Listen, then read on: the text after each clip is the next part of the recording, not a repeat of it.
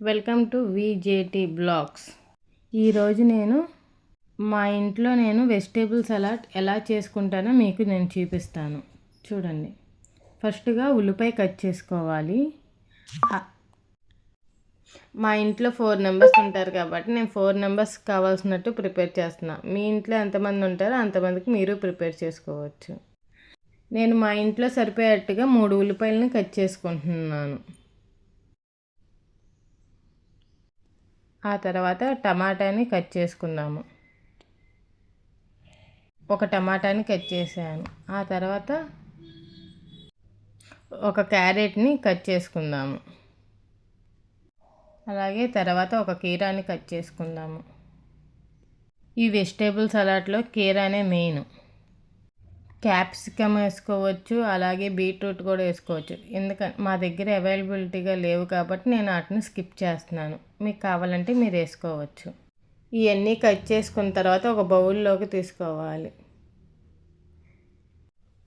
ఆ వెజిటేబుల్ సలాడ్కి కావాల్సినంత కొంచెం లైట్గా కొత్తిమీర కూడా మనం కట్ చేసుకుందాము.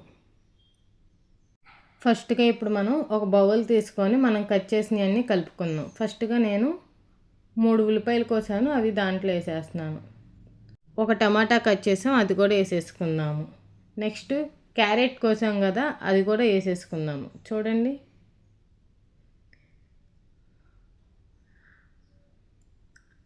అలాగే నెక్స్ట్ ఎంతో ఇంపార్టెంట్ మన కీరా కూడా వేసేసుకుందాము. కీరా వేసుకున్న తర్వాత కొత్తిమీరని కూడా కొంచెం మనం జల్లుకుందాం. ఇవి వేసుకున్న తర్వాత టేస్ట్ కోసం ముందరగానే పల్లీలు వేపి పెట్టుకున్నాను. అవి ఒక బౌల్లో ఉంచుకున్నాను టేస్ట్ కోసం. వీటి బదులుగా మనం స్వీట్ కార్న్ కానీ శనగలు ఉంటాయి కదా, ఆ శనగలు కానీ ఉడకబెట్టుకొని వేసుకోవచ్చు టేస్ట్ కోసం. నిమ్మకాయని పిండుకుందాము. చాట్ మసాలాని వేసుకుందాము. చాట్ మసాలాని నేను ఇంట్లో ప్రిపేర్ చేసుకున్నాను. అది ఎలా చేసుకోవాలనేది మీకు కావాలి అంటే కామెంట్ బాక్స్లో కామెంట్ చేస్తే నేను నెక్స్ట్ వీడియోలో చేసి చూపిస్తాను. వీటిల్లో కావాలంటే కొంచెం ఉప్పు, కొంచెం కారం కూడా కలుపుకోవచ్చు. మా పాప తినదు కాబట్టి మేము ఉప్పు కారం వేసుకోలేదు. మీకు ఈ వీడియో నచ్చినట్టయితే లైక్ చేసి, షేర్ చేసి, సబ్స్క్రైబ్ చేయడం మాత్రం మర్చిపోమాకండి. ఇప్పుడు నేను బౌల్లోకి తీసుకుంటున్నాను. చూడండి,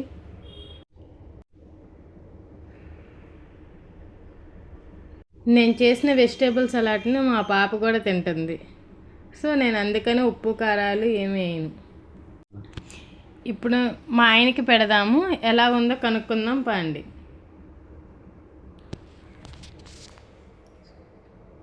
సూపర్.